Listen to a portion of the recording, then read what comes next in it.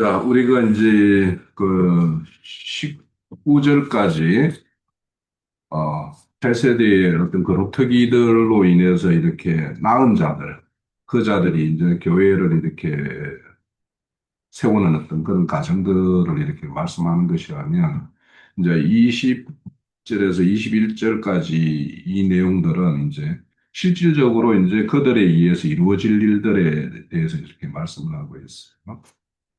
그래서 이제 20절에 보면 너희 형제들이 말과 수레 뭐 이런 게 수레와 교자와 노새와 낙타를 태워다가 나 여호와의 성산에 예루살렘으로 데려와 예물을 드릴 것이라 이렇게 말씀을 하고 있죠.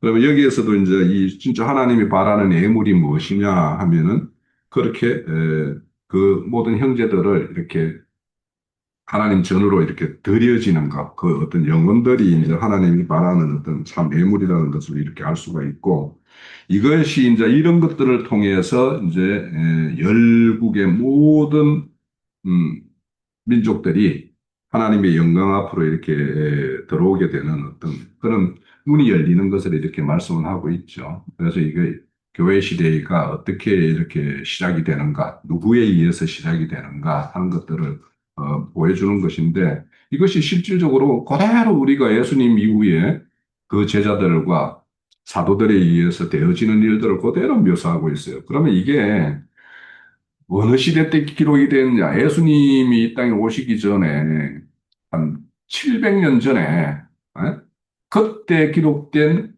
이사야 선지자로 인해서 기록된 말씀인데 이것이 이제 역사상에 그대로 실현되는 것을 우리가 그대로 이렇게 이 말씀을 통해서 이제 알 수가 있어요.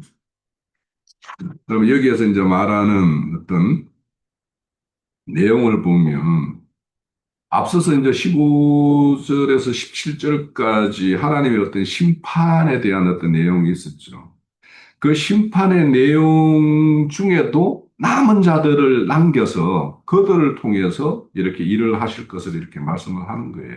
그런 걸 보면 우리가 하나님의 어떤 일이라는 것이 얼마나 이렇게 정교하게 이렇게 계획되어 있고 그 어떤 일에 참여하는 자들이 이 그, 그들이 흘려야 될 어떤 수고와 그런 어떤 피가 어떤 것인지 우리가 이제 생각을 해보면 오늘날 우리에게도 이런 어떤 하나님의 영광을 이렇게 볼 수 있는 이런 길을 연 그들의 어떤 수고에 대해서도 한번 이렇게 생각을 해보게 돼요. 자, 그런데 여기에 보면 이제 형제들을 데려와 예물로 드린다라고 이렇게 말씀을 하는 것을 보면 우리 로마서에 보면 로마서 12장에 보면 이런 말씀이 있죠. 너희 몸을 하나님 기뻐하시는 상제사로 드리라 이렇게 되어 있죠. 그러면 여기에 이렇게 참여하는 사람들, 그런 사람들이 이제 여기 보면은 깨끗한 그릇 이렇게 되어 있죠. 그러니까 깨끗한 그릇에 이렇게 담겨진, 그리고 여기서 깨끗한 그릇이라는 것은 교회예요. 그 교회라는 그릇에 담겨진 그 깨끗한 예물, 이걸 우리가 가만히 생각을 해봐야 되는 거예요. 그러면 이 교회라는 울타리가 깨끗한 그런 그릇인가 아닌가? 하나님이 아직도 더러워서 너희들은 겉만 닦고 속은 더러운 상태로 그대로 있는 것에 대한 어떤 책망하는 것이 예수님 우리 마태복음 23장 뭐 24장 이 언저리에 가면 있잖아요.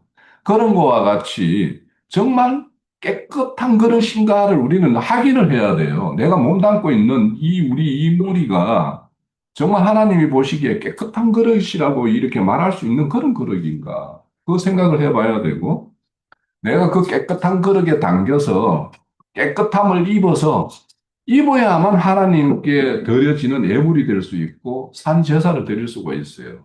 그래서 우리 각자가 이렇게 속해 있는 그 무리의 어떤 실상에 대해서 나름의 판단이 있어야 되고 그 그릇에 인유한 우리 각자의 어떤 하나님의 어떤 예물로서의 어떤 품격 이런 것들이 무엇인가 이런 것들을 생각해서 하나님의 의의 말씀과 거룩한 말씀에 의해서 이제 시킴을 받아야 되죠. 그러니까 교회가 이렇게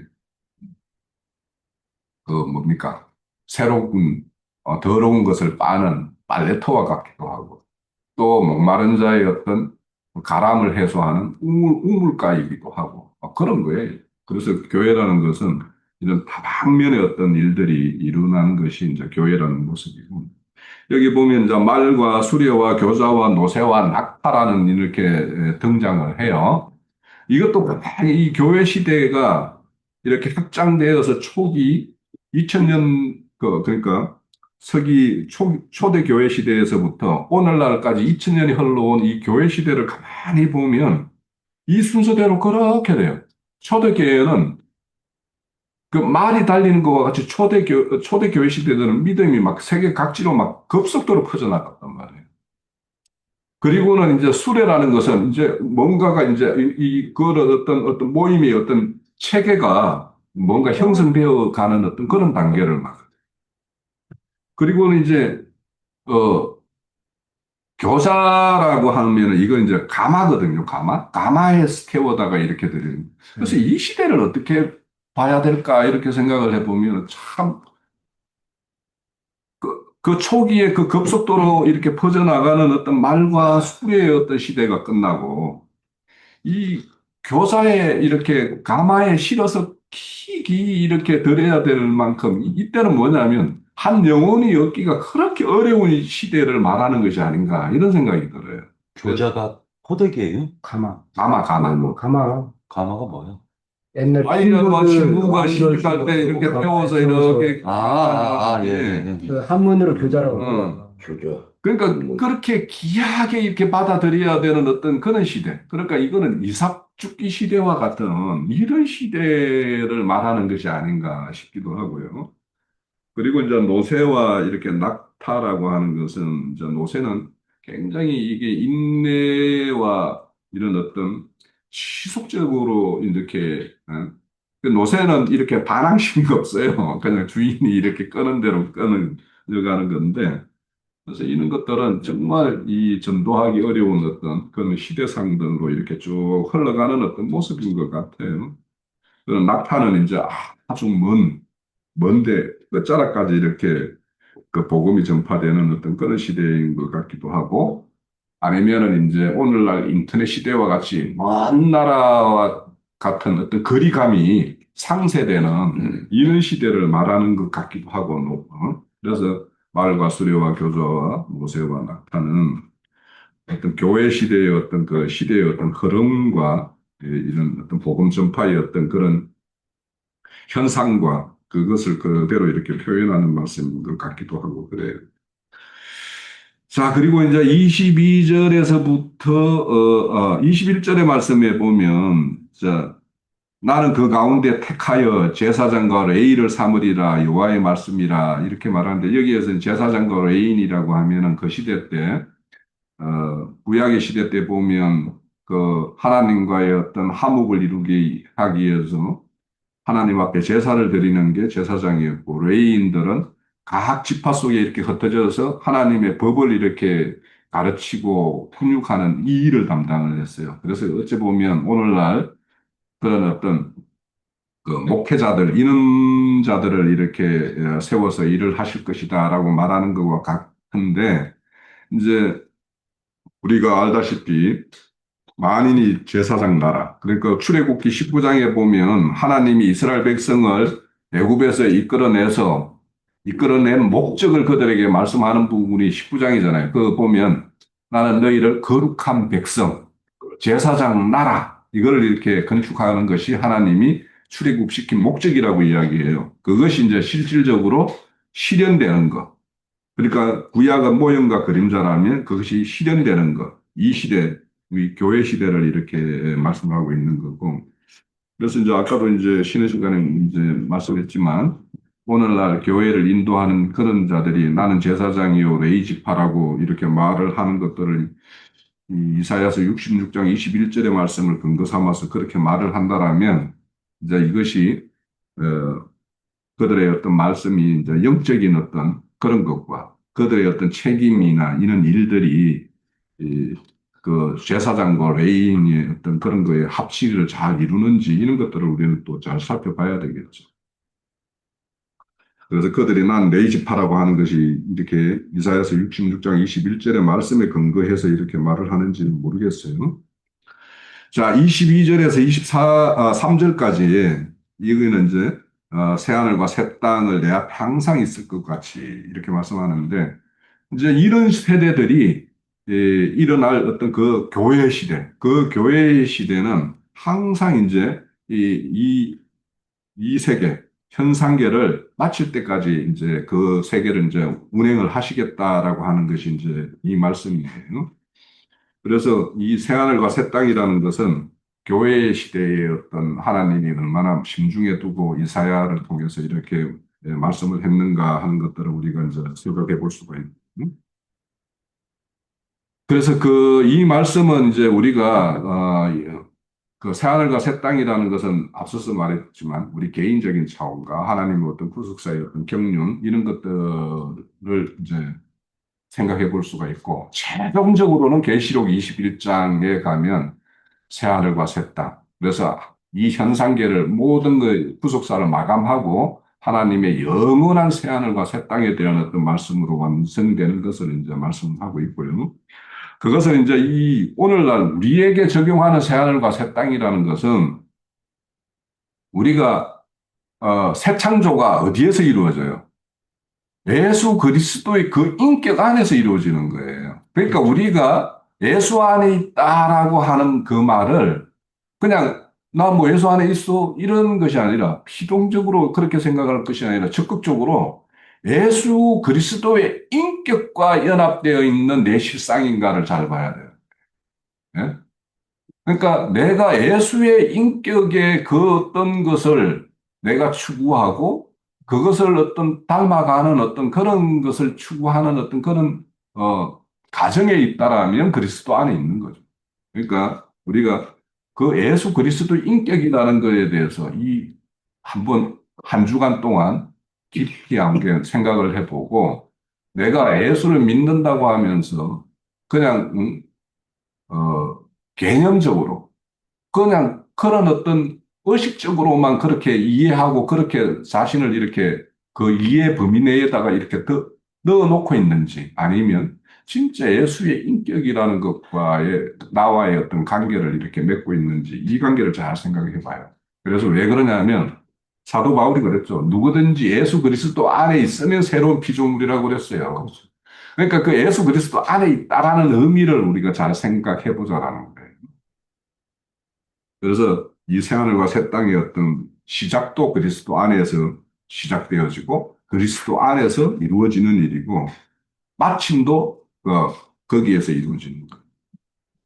자, 그래서 우리가 이런 어떤 그 새하늘과 새 땅이라는 것은 우리가 새하늘과 새 땅에 산다라면 하나님의 어떤 계시성이 왜곡이 없고 불절이 없고 그대로를 받아들일 수 있는 그 세계야지 새하늘과 새 땅이에요. 그래서 저는 이제 이 새하늘과 새 땅을 생각하면서 계시록 4장에 보면은 어린 양 앞에 수정과 같은 바다가 이렇게 펼쳐져 있는 모습이 있죠. 네.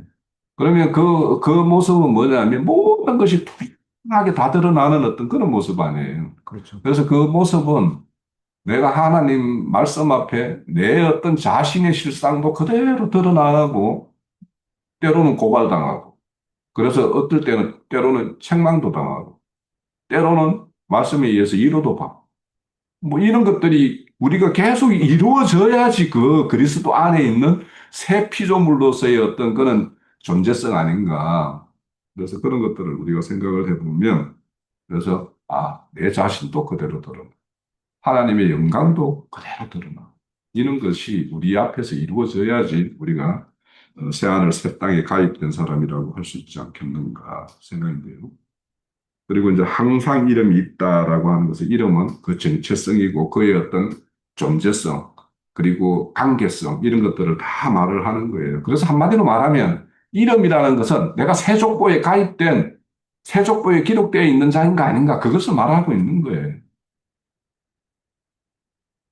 자, 그래서 우리가 새하늘과 새 땅이라는 것은 단순한 어떤 공간적인 어떤 그런 개념으로 이해하면 안 되고 우리의 어떤 인격적인 부분에서 그 하나님의 어떤 어, 그리스도의 어떤 인격과의 어떤 연합, 이런 걸로 우리가 새하늘과 새 땅이라는 개념을 좀 이해하면 좋겠다 싶고요.